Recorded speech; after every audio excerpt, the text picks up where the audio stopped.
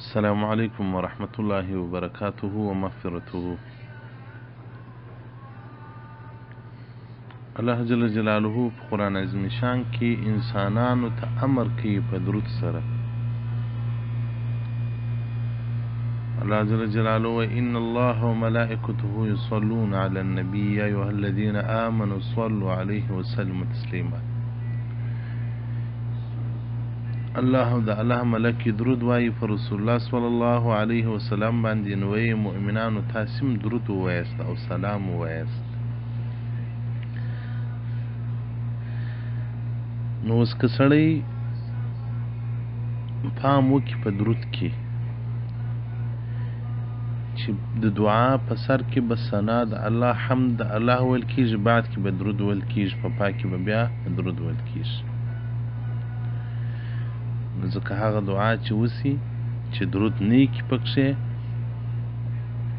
نو رسول الله صلی الله علیه وسلم معلقة بین السماء والارض، مځکې په اسمان په مابینځ کې معلق وي، نه پورته کېږي، یعنې نه قبلیږي. نو چې معلق سي نو خو اسمانو ته نه پورته کېږي، قبلیږي نه.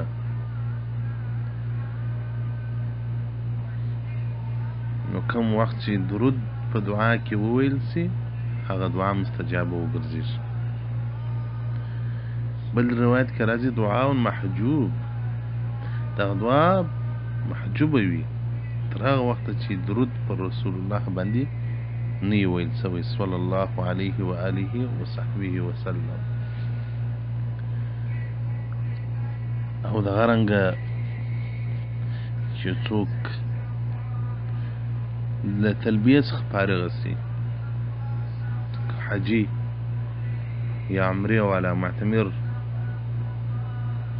به تلبیه وایي چې احرام وتړي تر هغه وخته پورې چې حجر اسود ته ودرېږي، نو تلبیه به هم منع کوي. او چې د حج احرام وتړي تر هغه وخته بیا وایي چې شیطان ته ودرېدی، نو به تلبیه بندوي.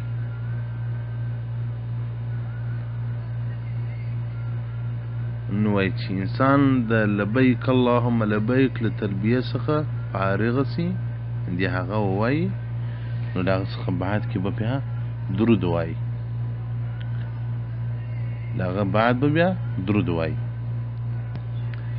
نو چې انسان د تلبیه څخه لبیک څخه فارغ سي، مستحب دا ده چې درود وایي. او دغه رنګه چې یو انسان جومات ته ورننوځي، مسجد ته ورننوځي، بسم الله والصلاة على رسول الله، بسم الله والصلاة والسلام على رسول الله، اللهم افتح لي أبواب رحمتك. نزك علي رضي الله عنه مبارك روايته إذا مررتم بالمساجد فصلوا على نبي صلى الله عليه وآله وصحبه وسلم.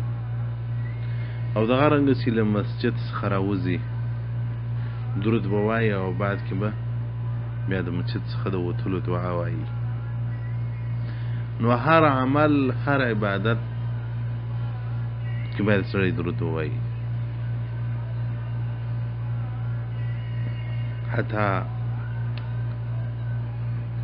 د اذان څخه بعد درود دی، خو دعا کیږي اللهم رب هذه الدعوة تامة. هغه مقام محمود په دغه دعا کې غوښتل دی رسول الله لره دا درود دی.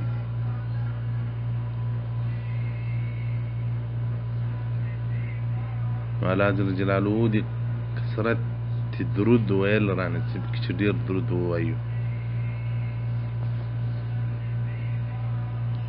او په هر لمانځه کې که واجب وي که فرض وي که سنت وي، په هغه لمانځه کې درود ویل کېږي.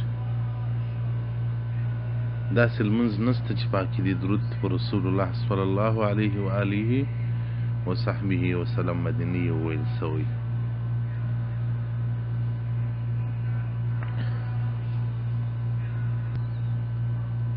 او دغه رنګه عمر بن خطاب رضی الله تعالی عنه وایي تاسو طواف وکړئ وشوت،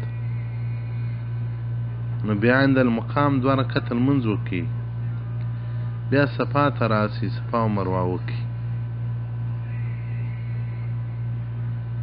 نو هر وخت چې صفا او مروه کوئ تکبیر به وایاست او له تکبیره بعد به حمد وایاست د الله جل جلاله ثنا به وایاست والصلاة على نبی صلی الله علیه وسلم پر رسول الله صلی الله علیه وسلم به درود وایاست او بیا به خپل ځان او امت لپاره دعاوې کوئ. نو درود هغه څه دي چې د هر عبادت چې د الله په حضور کې قبلیږي چې درود سره ملګری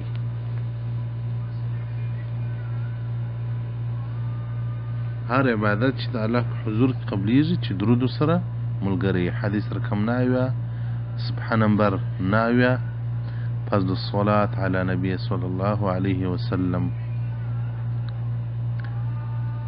نو درود د انسان د عبادت د قبلېدو سبب دی.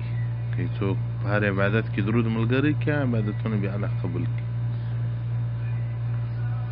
درود ویل د انسان د ایمان د کمال اسباب دي. که څوک ډېر درود وایي ایمان به کامل وي. ایمان چې کامل سو هغه انسان تر دغه آیات لاندې راځي ولا خوف علیهم ولا هم یحزنون. دا د الله دوستان نه به پر هغو بیره وي نه به بیریږي نه به غم وي هغه به بې حسابه جنت ته ځي. او ډېر درود ویل پر حالت زکندن انسان ته لا اله الا الله محمد رسول الله پر ژبه او پر خوله باندې ورولي. ډېر درود ویل د ایمان د بقا علامه ده. سړی ډېر درود وایي دغه انسان به ایمان کامل سي. درود د هغه څه دی چې د دنیا او د آخرت نجات په درود کې دی. په درود سره محبت راځي مینه راځي د رسول الله سره.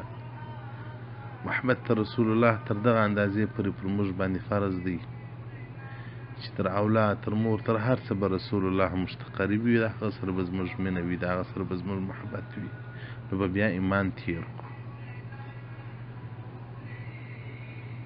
که محبت نه وي هغه سینه ایمان نشي وړلی. هغې سینې ته معرفت نه ورځي د الله. هغې سینې ته معرفت د الله نه ورځي چې رسول الله دې وپېژندي د هغه مینه دې راوستله په ځان کې د الله معرفت د الله پېژندګلوي خپله د انسان سینې ته راځي. اوس هغه اسباب کافرانو او د کافرانو جنودو لشکرو تیار کړل چې د انسان د ایمان د زوال اسباب دي.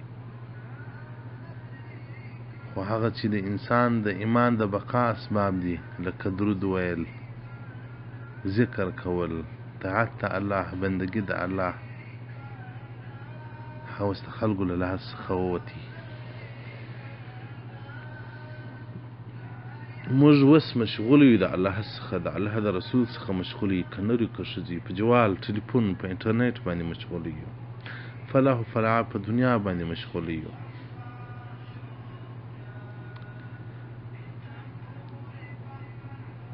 الله جل جلاله په قرآن عظیم شان کې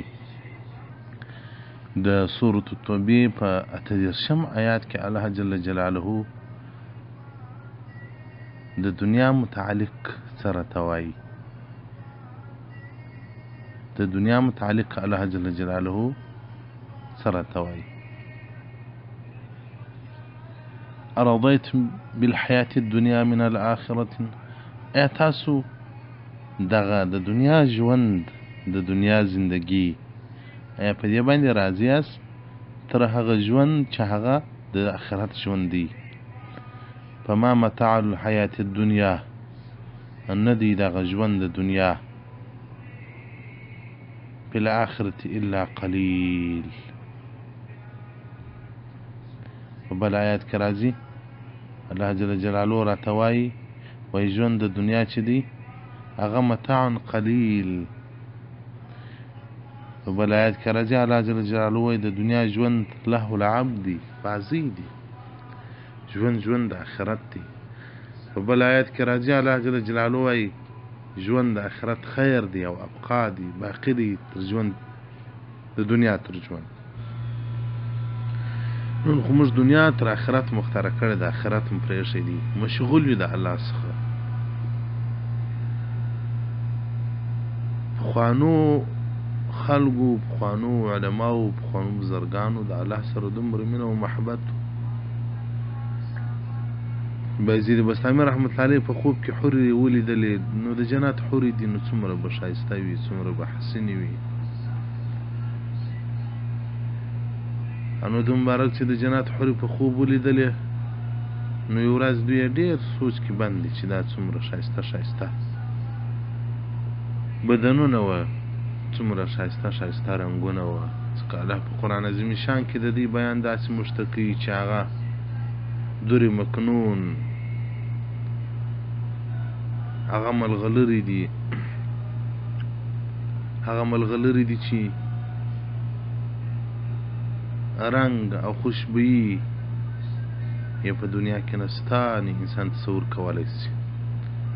ځکه د جنت حور که دنیا ته ځان ښکاره کړي، رسول الله صلی الله علیه وسلم وایي د دنیا د لمر نظام به تغییر وخوري، او که د دنیا په دا ترخو دریابو کې دا تریخ دریاب ته یو څاڅکی ناوړه د دې ور وولېږي، هغه دریابونه به خواږه وګرځېږي. نو ته اوس څه ټلفونان دې راکه وایاستې، نو خوا د په دا هم نه پوهېږي چې په سفر دی یا لا حول ولا قوة الا بالله العلي العظيم.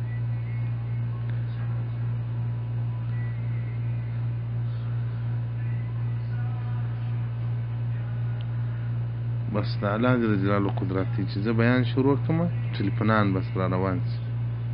او زه په بیان کې 3-4 ټلفونان را روان دي، زه یې کاټ کړم. نو دا تاریخ دریابونه به د حورې په یو څاڅکو ناوړو باندې هغه خواږه ګرځي.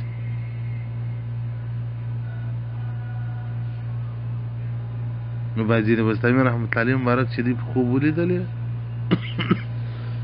نو سوچ کې بند و، درېیمه ورځ بعد یې بیا په خوب ولیدلې. وایي په خوب کې یې سترګې جم پټې کړلې. هغه ورته وویل موږ خو ستاسو یو، یو بشارت و زیری یو په دنیا کې. وایي ده ورته ویل ان کن شواغلون، تاسې ما د الله سره مشغوله کوئ، بیا په آخرت باندې سره ګورو. هغو حورو ته نه کتل، موږ د موبایل پر مخ باندې سترګې مشغوله کړي دي، که نر دی که ښځه دی.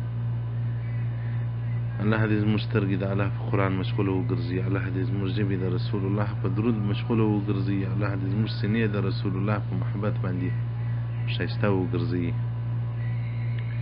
خوشحالي د هغه انسانانو لره چې محبت د رسول الله لري، مینه د رسول الله سره کوي.